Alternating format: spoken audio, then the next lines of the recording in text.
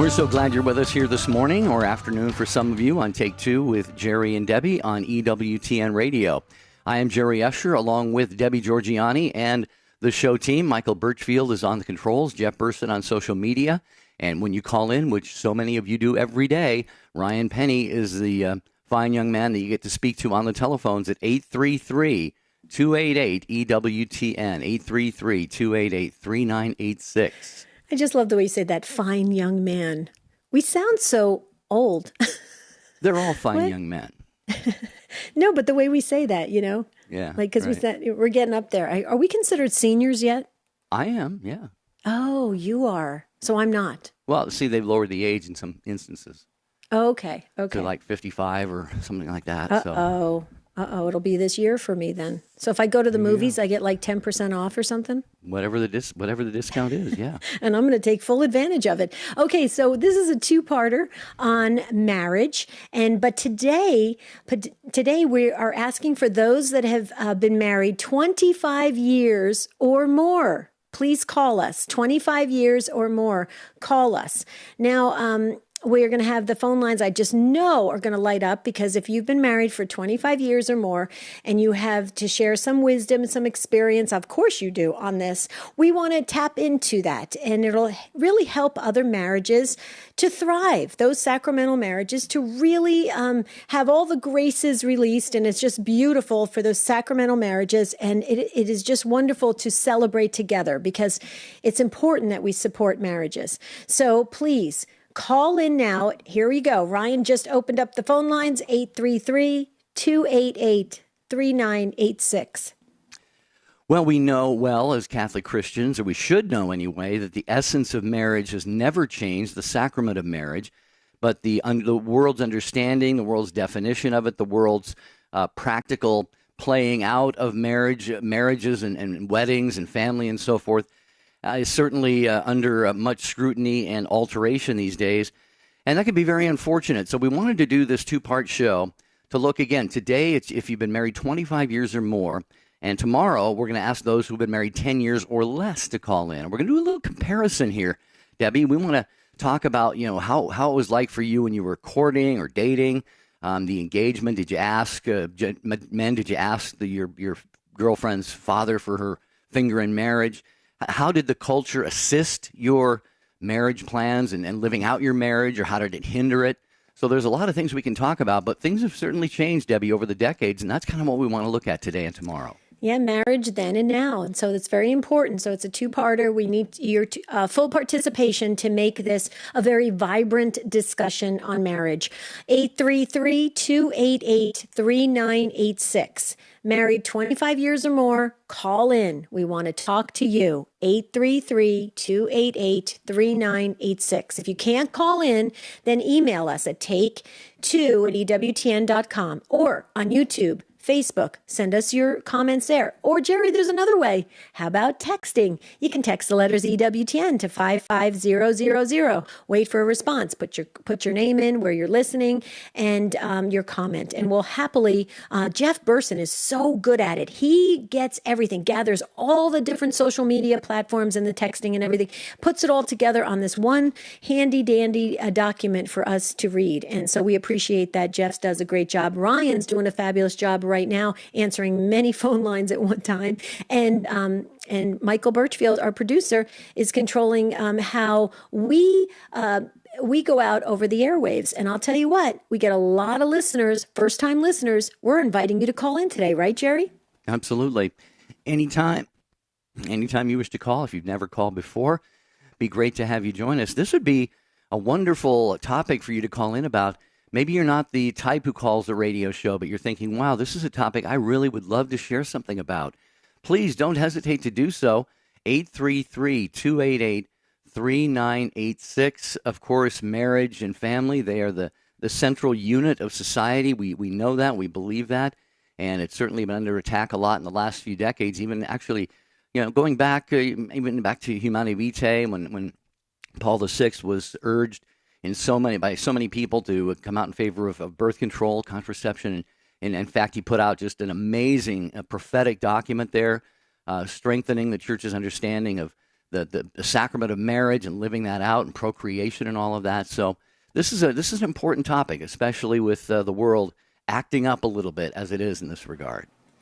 I agree, Jerry, and that's why we decided to do a full hour for 25 years or more, and then tomorrow will be 10 years or less. Kind of like you're still in the, honeymoon phase now. Well, maybe a 10-year honeymoon phase. 833-288-3986. We're talking about marriage then and now and what it means and how to have a very thriving sacramental marriage. We want to hear from you. So if you can't get on right now, you can be like on deck. You can just keep calling, and Ryan will put you in the queue, and you'll be waiting, and you can get on and share your wisdom about your particular marriage. You're not talking about other people's marriages. We're talking about your marriage, right, Jerry? It's very important we personalize it. Yeah, share your own experience because it's unique to you. And yet there may be elements of what you have been through and how you went about, again, dating, courting, getting engaged, the wedding ceremony, how you planned that, made sure you were married in a church. Maybe you weren't married in a church. We can talk about that. 833-288-3986. But your story is personal to you.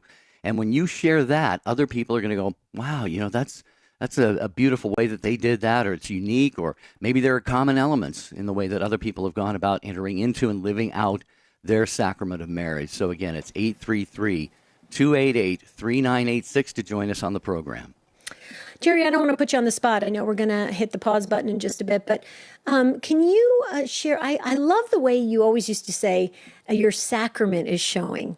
kind of share a little bit about that with our listeners, because I love that image of that. Really, I don't know, it warms my heart.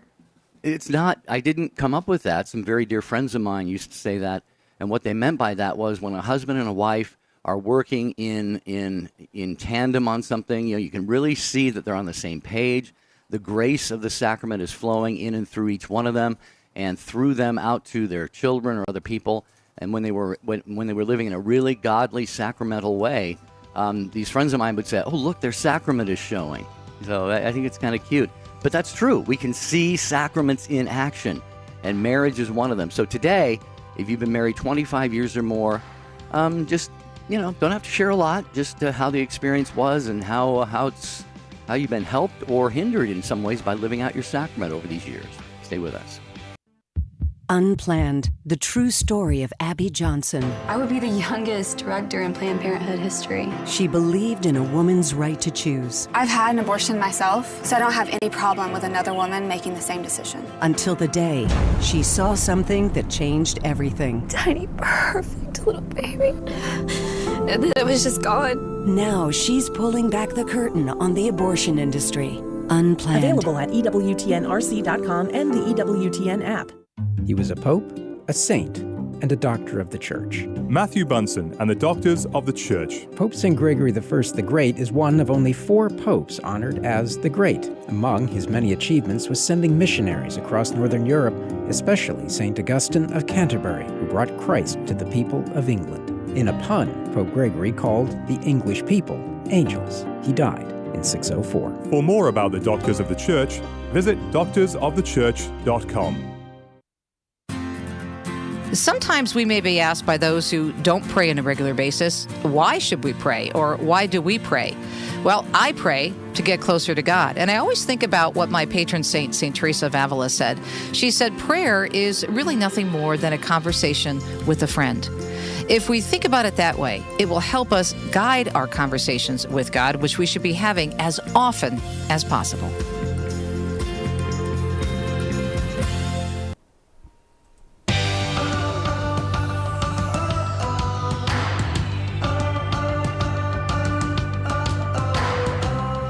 We're so glad you're with us. It's Take Two with Jerry and Debbie. We've been going 5 years and how many days, Jerry? Like 8, 9 days? 5 years and like 5 years like and about 8 days. But who's counting? It's been it's an amazing journey with the Take Two family. And we're talking about marriage then and now. And today is dedicated to those that have been married 25 years or more. So when a line becomes open, please jump on it if you'd like to share about your marriage. 833-288 3986. Before we get to the phones, real quickly, if I just can draw your attention to Call to Communion with Dr. David Anders today at 2 p.m. Eastern. And you can catch the encore tonight at 11 p.m. Eastern.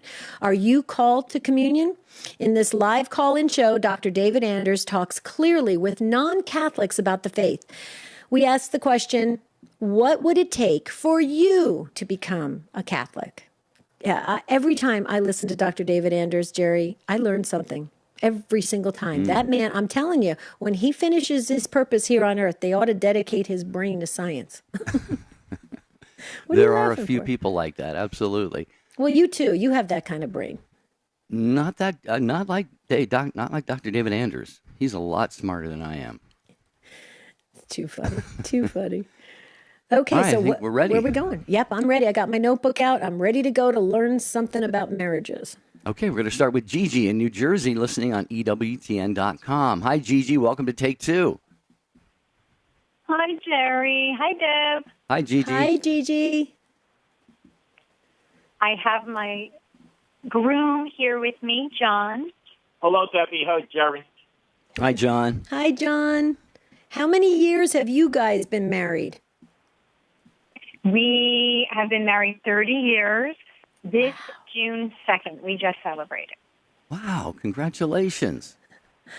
Amazing. Thank you. Well, and John, we met when we were 14 years old. That's what I was going to say. Okay, so you met when you were 14 years old. So anything you want to share about your beautiful sacramental marriage, 30 years and going strong, and you guys knew each other when you were children. Yeah, that's true. We met on the back in the late 1970s on the first day of 7th grade. I just happened to see the prettiest girl with the big brown eyes and long brown hair walking down the hallway, and like every good 7th grader, I didn't have the courage to actually walk up to her, so I sent my best friend over to talk to her. Right. But, it's easy to get married. Just fall in love and get married. But the key for a long, successful marriage is to fall in love over and over again with the same person. Aww. Well, that is true. I mean, I still think he's the cutest thing I've ever seen. But, yeah, it's caring. It's loving. Like, I always care for him, and I'm worried about how he feels and how he's doing, and he's the same with me. So it has to be both. It really has to be both doing that and feeling like that. And I think that's what does it. And kisses. Lots and lots of kisses. They say marriage is a spiritual journey, which is definitely true. But, on a lighter note, there's also the journey to take out the garbage twice a week. That makes a very successful marriage. Right. Well, and I want to ask you both to expound upon that falling in love over and over again, at least briefly here. Is that something consciously that you have in your mind all the time, and maybe there are certain moments when you say, you know what, I need to do this, that, or this or that to make sure that I fall in love with my spouse again? Or is that just a daily thing? I mean, is that something that you is it sort of on autopilot that you do that? That's a good question. I think it's conscious and unconscious.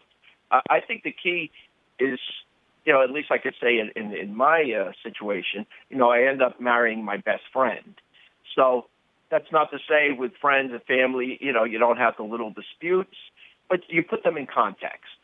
And you definitely look for those times where marriage is a sacrifice to one another. So there are times when you have to look in yourself and say, what's better for my partner than me? So you definitely have to be very unselfish every day. And I think through the years, and maybe that's some of the problem that people have when they first get married, that, that going through that romance and all the things that happen in the first year, a sustainable marriage is understanding what you can do for your partner. And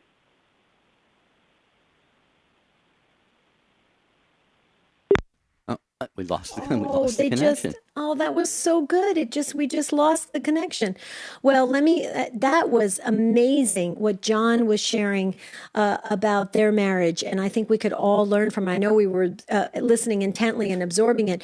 I just wanted to share for our listeners, in case you recognize Gigi's voice. Gigi is our Inspired by Faith Book Club facilitator. And if you want to join, we're reading Mother Angelica's book right now. We've got some great books planned for July and August, and we'd love for you to join us at Inspired by Faith Book Club on Facebook, or you could go to our website, standtalltoday.com, click the book tab, and join us. I think we have well over 200 folks are journeying together and reading some great works that really help us deepen our faith. But what John had to say, Jerry, I think was so important, to put the other person ahead of our own needs. And, that's really, dying unto self, and to have this idea that, it's not about me. It's about this other person that I get to journey with, and I get to serve and love and care for.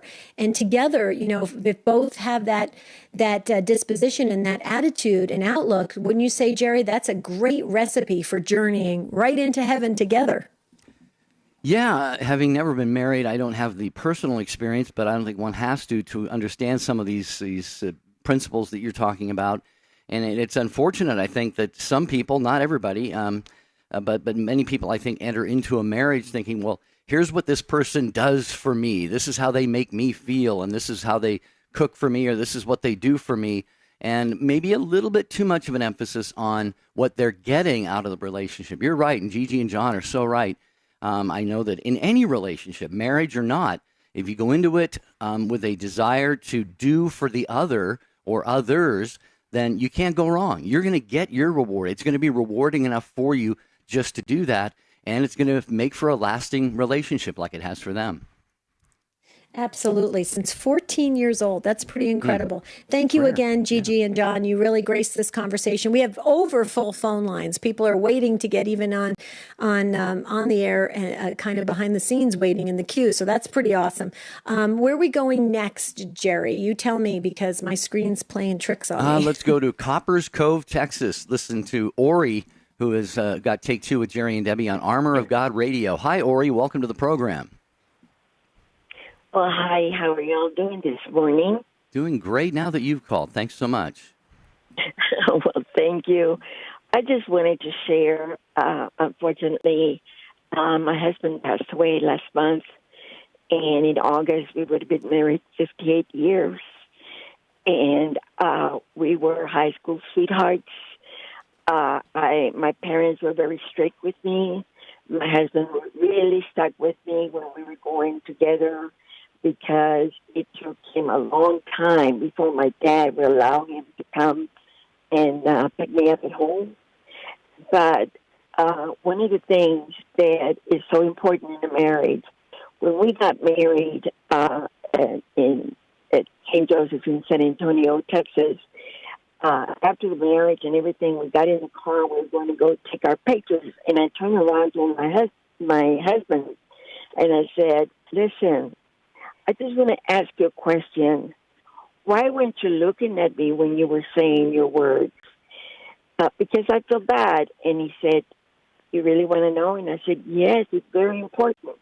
And he turned around with this beautiful smile, and he said, "I was saying those words to my Lord to let him know what I was understanding and getting into, and that he would be the center of our lives." And then I felt very bad, because then I said, "Oh, you're so selfish." See, he was doing a greater thing. But you really do have to have God in the center of your life. You will have your ups and downs. There is no perfect marriage. It really isn't. And what made our marriage strong was our downs. And we were able to have 4 children. They all were baptized at the same church we were married. My husband is a military retiree. He sacrificed a lot, missing birthdays, the first walks, and everything for our children. But having that communication even through long distance while he was overseas on an unaccompanied duty, it made us really, we had so many honeymoons during our marriage that it's incredible, okay? Now, the other important thing about marriage is that when it comes, you know, a bedroom is a wonderful thing that the Lord gave us that we can have children. But there comes a time when you get older that is no longer going to be able to be, you're going to be able to do that. However, that's when it comes to for better or worse. My husband was very sick, and it was an honor for me to take care of him. And he would say, "Oh, I'm sorry I did this." Like, you know, if you had an accident, I said, "Please don't be sorry. I'm here to love you and to care for you because you're my husband. And I will always love you, especially now that you're so sick." So when we were still able to sleep together before he got really, really sick, our love was embracing each other, just being there together, laying together, praying together. And that's what I miss now. It's those days to be together. But we have a lot of memories in listening, communication with each other. That's always good because we're all different. We're all different.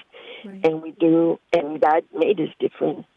But, and I just want to share that Horry, with you. yes, thank you for sharing. And I think all of us, there's not a dry eye listening to you, Horry, because what you shared is pure, unconditional, a godly love. And you two really did become one. And it's so incredible to listen to you speak about your extremely long marriage. But if I can go back for just a moment, you said your husband passed away last month. Would you feel comfortable giving us his first name? Because we keep a book and we want to celebrate his life and your marriage, and we want to pray for you. We want to pray for his soul. We want to pray for everybody surrounding your beautiful marriage and your family. Do you feel comfortable giving us his first name? Oh, yes, ma'am. His name was Tino, Tino. Tino. And I just want to say this real quickly, if I may, Jerry. Horry, as you were speaking, my heart was just breaking because you can hear it in your voice how much you miss Tino. And I just wanted to say what you shared today with all of us, it gives us hope. It gives us hope for strong marriages. The way he took his vows and he brought God right into the center of your marriage, just like Fulton Sheen always says to do, make God the center of your marriage. I mean, if we take it seriously, we could have marriages like yours, and that would transform the world. So I just want to say thank you. I could tell through your grief and in the sadness of missing Tino, you shared with others, you gave others hope and encouragement to hold on and to protect and to build their marriages. So I just want to say thank you on behalf of all of us who are married. Jerry? Well, Horry, your story was very, very beautiful, and so many parts of it there that I was very moved by as well. Debbie said there weren't many dry eyes. I was starting to get a little misty myself. But I think the beautiful thing about that is that's what something like your marriage will do to people. You know, when there's a beauty in that, and a beauty that's so often missing in marriages and families in the world today. This selfless, total gift of oneself to another. And I was so struck by the fact that you said it was so long before your dad would let him come to the house and pick you up, and yet Tino persevered. And I think you knew through all of that, you saw just how dedicated he was and committed to having you as his bride, and for all of those 58 years. And then you mentioned you went through so many honeymoons. It's kind of like what Gigi and John were saying, falling in love over and over again. Marriage doesn't have to be just a ceremony and then a honeymoon and you're off to the races. It can be one honeymoon after another, especially, as Debbie was saying, when you have Jesus at the center of that. So very, very beautiful. Horry, anything else you'd like to add? No, I just want to let you and Debbie know that there will be times that you don't agree, but it's okay. Just take it all to God. You know, if this world would only understand that in anything, not just in marriages, but anything, God is the answer. And my grandchildren, we have 7 grandchildren and 3 great-grandchildren. And my grandchildren, they love to hear our love story. And I want them to hear, because nowadays when people get upset, okay, I want a divorce. It's so easy to say I want a divorce. It's you've got to love that person, accept that person for the way that person is, and accept the flaws and just work with it. That's right. And I thank you very much for your time. This was my first time. I was a little nervous, but I did want to share that to the audience, because marriage is an important part. Thank you so much. God bless your marriage, and God bless each other. Well, God bless you, Horry. Thank you for sharing and inspiring the entire world today with your beautiful story of you and Tino. 833-288-3986, calling on people who have been married 25 years or more to share your blessed, hopefully blessed experience. Deacon Harold Burke Sivers. When we do this kind of work, we're not afraid to talk about our faith, no matter who we are out there. People are going to call you names. And the reason why they do that is they want you so caught up in the emotion that you don't think. And we're a thinking church. The leading Catholic voices are on EWTN Radio.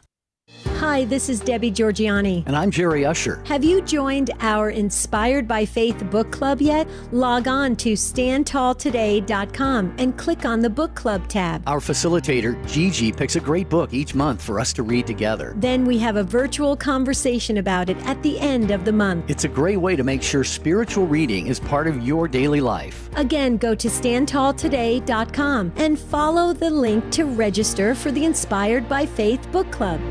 Brothers and sisters, listen to me very carefully right now. For the Christian, this is something we have to keep in mind. No matter how bad your suffering gets in this life, it all comes to pass. Eternal glory comes to stay. St. John de Rebuff, one of the most brutal martyrs in the history of the church, as he was being tortured and killed, said to the people who were being tortured with him, "My brothers, the trials we're enduring will pass in a moment. The glory that follows will never end." Listen, the trial that we're in right now will pass. Statistically, for most people, even if you get this virus, you're going to be home with your family again. But even if that doesn't happen, even if you end up going home to your Heavenly Father, no matter how bad it gets, remember this. All pain and suffering come to an end. God, Revelations tells us, will wipe every tear from their eye. The final word is He is risen. The end of the story is eternal glory. God bless you. For more, text Chris at 44144. This is Chris Stefanik on EWTN Radio. I'm Gloria Purvis. And I'm Deacon Harold. The Morning Glory team discusses criminals who became saints. Tomorrow morning, 7 Eastern. Now back to Take 2 with Jerry and Debbie.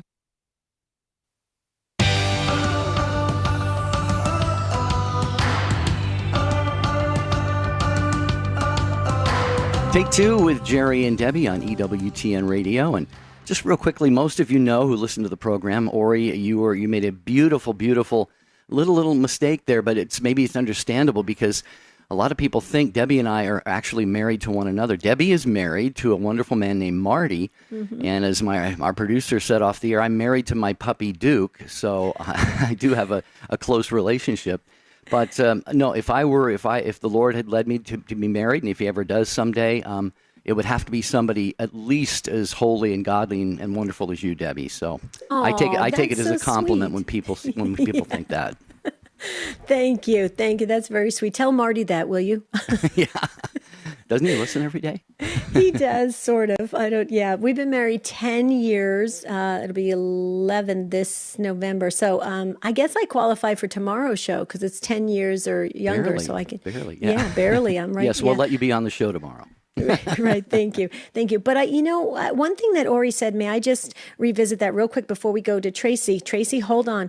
Horry was talking about, it's not an option to say, I want to get divorced. I at marriage, when a lot of young couples that I worked with in marriage preparation for the church, sometimes that would come up. And I would say, there isn't an exit, an exit clause here. There isn't a chance to exit. If you're going into this, go into it eyes wide open and realize that the graces that can flow with a sacramental marriage, but it's not an option. It's not an option, or it shouldn't be an option, right, Jerry? To say, I quit. No, it should not be. That is when she said their marriage was made stronger during the downs, during the challenges. And that's the way everything is in life. When we push through negative things, difficult things, challenges, trials, it is then that we are made stronger. It's just like, swimming upstream. Anybody can swim downstream, like what they say, like a dead fish, but if you're swimming upstream, you're exercising your muscles, and in the spiritual marital life, that's definitely going to be the case as well. Wow, that's really a good image to think about. Okay, so let's go back to where are we going next, Jerry? Because my screen is acting crazy today. It's got to be I'm going to say the St. Michael prayer, because see, when you talk about marriages, you have to be very protective of our marriages, and because the culture and the world is pushing against it and tearing it down. So see, even just with a computer screen, that's happening. What do you think, Jerry? So tell me where are we going next? Well, let's go to Tracy in Fort Worth, listening on Guadalupe Radio Network. Welcome to Take Two with Jerry and Debbie. Tracy, how are you? Fine. How are you? Doing well. So glad you called. Thank you for having me on. I really appreciate you guys having this show, because it's very inspiring to hear how others do things and how God leads them. And so, what can I say to you about our marriage? How can I contribute? Do you have something to share about your marriage, or do you want us to ask you something? Well, I will tell you, I've been married to my wonderful husband, Dan, 26 years in July, on the 9th, coming up. Wow. And I was just sharing that we were big kids. We didn't get married young. We were practically heathens. We did our own thing. We were, I was a convert to the Catholic faith, but he was a cradle Catholic, but wasn't really raised with a deep conviction. And so God kind of drew us together. He said, you guys are big kids. We need you to get together, and we need you to seek the truth.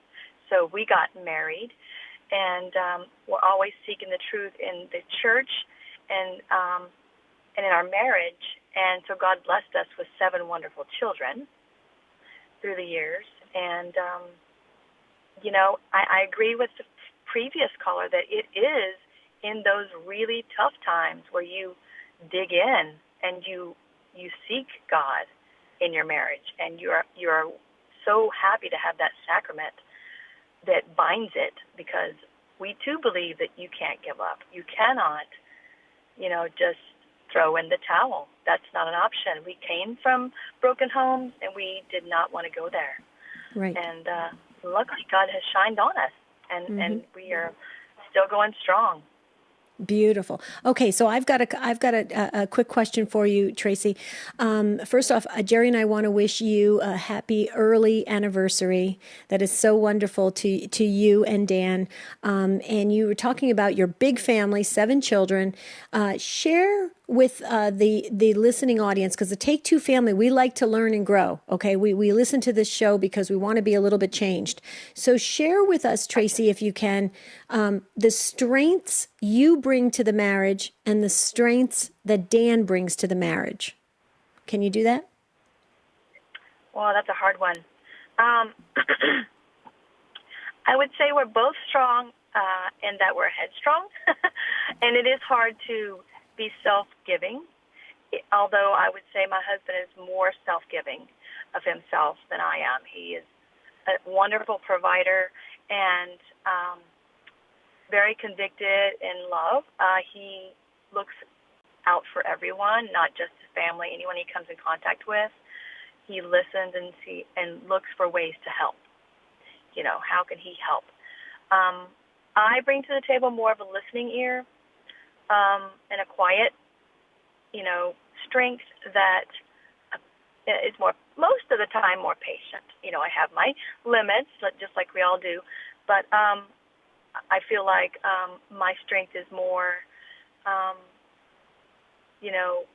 the quiet, helpful one. And then I jump in when I sometimes have to be pulled in, but when I feel I'm needed. Right. Wow. Well, what I'm hearing you describe, Tracy, is kind of a complementarity, which I think is a beautiful thing. Certainly, you mentioned you're both a little bit headstrong, A husband and a wife are certainly both going to have some of the same characteristics, same strengths, same weaknesses. But then when some of them are offset a little bit, just a little bit different, it almost, the image that comes to my mind is like a jigsaw puzzle. You know, you find the next piece and you find the place where it goes and you put it in there and it fits perfectly. And pretty soon you got that whole jigsaw puzzle put together. And so I think that God brings people together like that. What do you think? I agree. I totally agree. And he also brings us together to, soften our edges, so that we can learn how to give instead of take, and that stubbornness. It's really helped us, grow. And unfortunately, at times it's not helped our kids to see that, but my husband's come from a point of view that we are all sinners, and they're going to see our mistakes. And what's important is that they see us correct those mistakes, and that you can learn through that God's on the other side. You just have to learn from that mistake with one another. You have a wise husband. Yeah, you guys make a great couple. I think it's beautiful. Okay, so I have to do this, Tracy. I just have to, because I come from a big family. So does Jerry. So does my husband, Marty. Can you just run down real fast in quick speed the 7 children's name real fast? Daniel, Bailey, Luke, Lizzie, Nicholas, Samantha, and Tabitha. Beautiful. Don't you? Do you ever get a child mixed up in a name? Oh yeah. I love that. I used to love that when my mother would call me my sister's name. I'm like, Mom, what is the matter with you? I love it. Tracy, what a delight. Happy anniversary again. Thank you so much. And it sounds like you really appreciate shows like this. Jerry and I are trying to formulate different ideas coming up for the rest of the year. And we really want to focus on relationships and marriage and everything. So it sounds like you're affirming that. So thank you for that. Thank you. All right. God bless you, Tracy. Have a great day. Yeah, the calling the wrong name of child was really weird in my home, because it was Jerry, Joe, John, and Jim. So you could see my mom frantically flying about the room. She eventually got it right, because there were only 4 boys to choose from. She never yelled at my sister. It was just the boys, She's only one. There was only Mary. How could you yell at a Mary? Right. Right? I'm just teasing. That is hilarious. I know, it's big families. I love big families. Okay, where are we going? And I only had 2 children, so I like small families as well too. Okay, Mike, are we going to Mike Houston, in Dallas, yeah, Texas? Mike. Yes. I'm sorry, Mike in Houston, Texas. Sorry, I was looking at the wrong name there. Mike in Houston, Texas, Guadalupe Radio Network. Hi, Mike. Thanks for waiting and welcome. Hi, Jerry and Debbie. Glad to have you. Had to be with you. Welcome. Thank you. Welcome, Mike. So, go right ahead. Okay, I think what I'm supposed to be sharing with you is the situation that in my marriage. Sure. My wife and I had been married for 52 years, and she passed away about a year and a half ago, which my heart's still breaking. But we had been married, and I don't remember exactly how long. We were both very faithful Catholics, and we had been married for about maybe 10, 15 years or something like that. I don't remember. But we were having problems in our relationship. We'd be arguing with each other about almost anything. We both were very kind of headstrong, and especially me. And I'd get upset about something, and she would. And we actually started talking about perhaps it would be better off for us to separate for a while and see if we just can't, work it out and get back with it. And so then God's blessing for us was that we went to Marriage Encounter, way back then. And one of the things that we learned that just, especially for me, I guess, it struck me with a sledgehammer, is that love is a decision, not a feeling. And so that we could, I realized I could be upset about, anything, as long as I had a decision that I had made a long time ago to be with her and to be faithful to her, and we would work through this. And in fact, that was what has happened, or what did happen for all those years. We, certainly we had some more arguments and decisions and things, problems, to work with, but we'd always would talk them through and work them all out. And we we lived a very happy married life. Well, Mike, as you know, you've heard even on this show that we like to add first names of both living and deceased. We'd love to put you in our prayer book, and if you want to give us your wife's first name, it's up to you. We'd be happy to put her in there since you lost her, as you said, about a year and a half ago. Yes, certainly. Her name was Kathy with a K. Okay, Kathy with a K. Well, yeah, and you have really nailed, I think, the money ball here, the home run ball. You know, when you say love is a decision, what does Jesus say in the Bible about following him?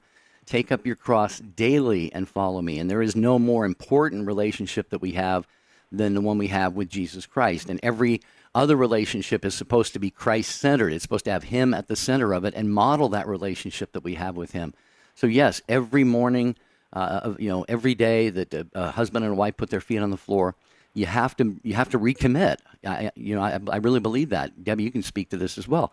You have to make that decision that today, no matter what happens, what does it say in the marriage rite? In sickness and in health, in good times and in bad, and that decision has to be renewed over and over again. And I think once you get a discipline of doing that, then you can handle just about anything that would come your way. I completely agree. And Mike, I was listening to your story, and you think about just the daily interactions in a marriage, and there's going to be disagreements. There's going to even be some arguments and some harsh words sometimes, and things that happen that come about. But I think if sometimes you just keep in mind that you don't want to interact where one's a winner and one's a loser. You want to create win-wins, because if you have an argument and you feel like you're right all the time, then that means that somebody else has to be wrong. And that person that's wrong is your spouse. And why would you want that for your spouse, right? So to create just beautiful learning experiences that you can grow and learn together, and kind of this, I know they coined the phrase in like self-help books and stuff that, have a win-win argument or a win-win discussion. I agree with that. I think it's very healthy. It sounds like you do as well. You agree with that as well, Mike. What do you think? Oh, yes, for sure. Like I said, we would have these arguments and both be irritated with the other person, all that. And then we would, when I would come to, and she would also come to realize that, we can work through this, and we need to work through this because we are committed lovingly to each other, and we want to stay committed. And so we would work through those problems, talk them out, work them out, and everything. And we ended up with a beautiful marriage of 52 plus years. Yeah, that's a beautiful marriage. Absolutely. Absolutely, Jerry. Great call. Mike, thank you so much for getting on the show, and thank you for sharing about your beautiful marriage with Kathy. I love that. Yeah, thank you, Mike. Thank you both very much. Appreciate it. You are most welcome. We take comments on social media, Facebook and YouTube. And Laura said, I've been married 52 plus years in the Catholic Church. I was Catholic, he was not, and not interested in going to church with me. 14 years into our marriage, Glenn joined the church. It was definitely worth the wait. He is a dedicated and faithful Catholic. Our marriage has been greatly blessed with our united faith. Well, they are an incredible couple. We know them so well and love them. They're part of our ministry team. And I'll tell you what, they're also our travel buddies. When we used to travel, Marty and I would travel with Laura and Glenn. So we have incredible stories of going to Italy and Alaska. And it's just a blast. So they're amazing couple. I love hanging out with them. I learn something from their beautiful relationship each and every time I'm with them. So yeah, see how other couples can inspire, couples that haven't been married as long, right? Exactly. Well, many people are listening on their local radio station. Other people listen on EWTN.com. Some listen to the podcast. Some watch the video stream on YouTube and Facebook. And yet many of our brothers and sisters still don't have a Catholic AM or FM radio station in their area, and God may be calling you to a mission in Catholic radio. You can find out how you can start a Catholic radio station where you live, powered by the truth of the church and EWTN's dynamic radio programming. Simply contact Jack Williams at 205-795-5400. 5756 or jwilliams@ewtn.com. Okay, we're going to work really hard to try and get to as many calls as we possibly can before the clock runs out. So, Deacon Kevin, hold on. Joe, you're up next in Oswego, New York. I hope I said your town correctly. Station of the Cross, first-time caller. Joe, did I get your town? Oswego? Or is Close. It's Oswego. Oswego, right. I thought so. As soon as after I said it, I said, I know this because we work to raise money for your station twice a year. So, yes, Oswego. Thank you so much, Joe. Welcome. Hey, welcome. Thank you. Just listening to all the callers, I wasn't quite sure what I was going to say because I agree with everything they've said. My husband and I have been married for 33 years. And we dated for 4 years before we were married. So we always just say 37 years instead of 33 years. I guess I just wanted to say that don't give up on each other. It's, I'm going to say my marriage is a strong marriage, is a really good marriage because we've never given up on each other. And, not to say that no one ever argues or fights, but you got to get past them. Because, I think that when you get married and you promise to God that you're going to stay together through better, for worse, or richer, for poorer, we've had all those things, but we just don't give up on each other and, just stick together and keep God as the center. I do want to say, like with the last caller, we were talking, somebody said something about going to, it was a pre-K classes, actually, I think I did that. And, when we first went through those, my husband, when they asked you to prioritize things in your life, like the top 10 things, and I remember him putting God like number 5 on the list, and I had put him number 1, and I was like horrified at the time that why would that be so low on your list? And we're both Catholic, and over the years, my husband has even said that I remember this conversation, and God's no longer number 5 on the list. He's up there on the top of our list. That is what pulls us back together when we have hard times or, any trial in life, and that's the factor that just keeps us tight together. So, well, Joe, you have said something that I think just about every caller has said so far today. They have shared the beauty, the blessings, the graces, all of the wonderful things about being married for decades. But also they've slipped in there, that there are trials, there are challenges, there are obstacles to a fruitful marriage. And you said the key is not giving up on one another. And the problem is when you do, whether it's a marriage or any relationship with God or whatever, once you give up, on one, it sets a precedent, and it probably makes it a little bit easier to give up on the next one earlier and easier, and so on. So it's really vital, and it's never worth giving up. It's never worth giving up on a relationship with God, and of course, it's never worth giving up in a relationship with a spouse, of course, unless there are all kinds of circumstances that can dictate that. But just in generally speaking, little arguments and things like that certainly are not the stuff of giving up on a marriage about. Mm-hmm. So. Yeah, Debbie, go ahead if you want to. No, I was just going to say, Joe, thank you so much for just highlighting that about giving up, because I think that's the most painful thing of when one spouse decides to leave the marriage and they choose out, they're done. It's that feeling of being abandoned, rejected. That they gave up, and it's a really hard thing to recover from. It's very, very hard. I wouldn't wish it on my worst enemy. It's very hard. It takes you down to a very low place.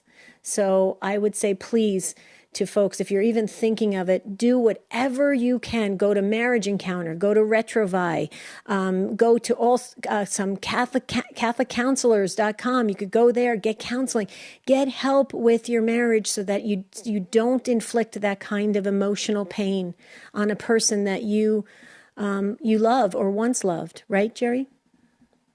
Yeah, that's absolutely right.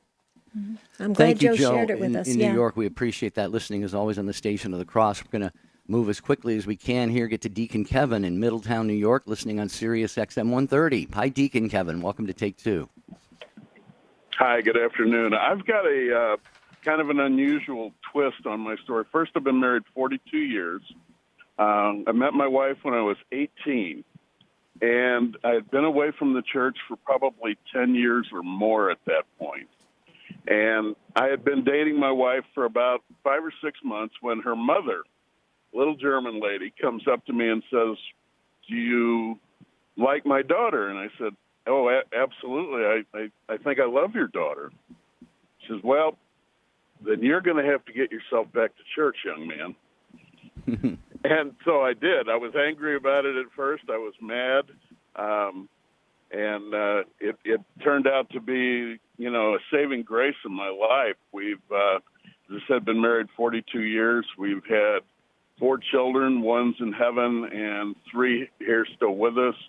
And I guess my secret has always been that I assume that I'm the one being selfish, and probably about 70% of the time I'm right. Did you? Well, I've got you beat, Deacon, because I always say I'm the most selfish person I know. So don't try and take my title away from me. But that is just beautiful. That's precious. I can just see your wife's mother right now. Mister, if you want to date and marry my daughter, you better get yourself right back on in there to church. And undoubtedly, Kevin, that was probably the greatest decision that you ever made, because it has made your marriage what it is.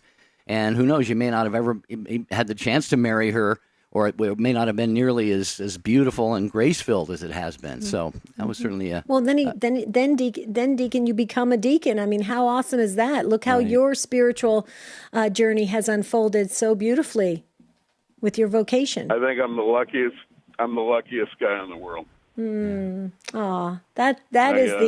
That's a perfect way to end this beautiful discussion on marriages.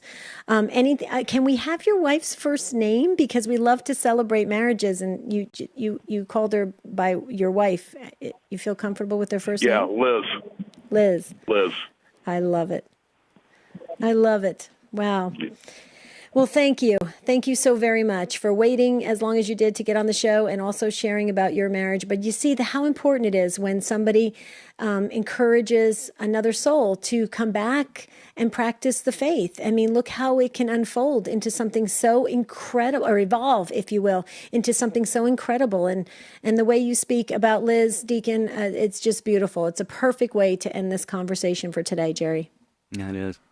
Deacon, thank you so much for your beautiful testimony. And Bernie in Peoria, Mary in Dallas, you've both been holding a long time. I know it's little consolation, but you get our virtual patience awards today. We're just going to hear Michael Birchfield is going to play the closing music for us here in about 15 seconds or so. So it wouldn't be fair to you to ask you to come on and in about 15 seconds share what you have to share. So please email us. We would love to hear from you. This is the one thing about the show. We run up against the clock every day at this time, but it's a blessed about 55 minutes that we get to spend with you today. And Debbie, I am super inspired by what we heard today. And I know tomorrow is going to be more of the same, only on a little bit different end of the marriage spectrum. Right. And I just wanted to say real quickly, this is the least we can do. Mary from Dallas, who was waiting, you've been married 36 years. Bernie in Peoria, Illinois, 60 years. Look at that. Wow. You can always email us, take2@EWTN.com. Yes, Jerry is correct. Part 2 of marriage, then and now. Tomorrow is if you've been married 10 years or less. And we'd like some newlyweds to call in. We want to hear how marriage is today and what you are facing. I think it's going to be another great discussion, Jerry. It is, yes. Until then, we thank the show team, Michael, Jeff, Ryan. Thank the affiliates for carrying the program. And thank you, the Take Two family, for another fun show. We'll talk to you again tomorrow. Until then, have a beautiful and blessed day.